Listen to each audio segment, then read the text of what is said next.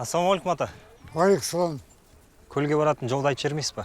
Көлге баратын жолдар көп қой балам. Кеш батып келе жатыр. Ауылдарыңызда қонақ үй бар ма? Жататын жер табасың ғой.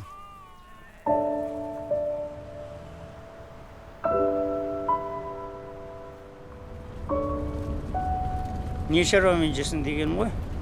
Жұмыстармен фильм түсірейін деп.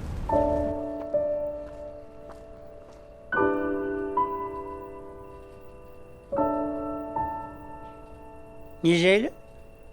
Балықшылар жайлы. Мына қыздың аты Әлия. Жалғыз әжесін бағып отыр. Мен саған не айттым? Бері кел дедім ғой. Қайда барасың ал? Басым ауған жаққа. Ертең бізде үлкен бір той болайын деп отыр. Дәстүріміз бар, салтымыз бар демекші. Біз қазақпыз ғой, ырымшыл халықпыз. Сен бір дұрыс жігіт едің.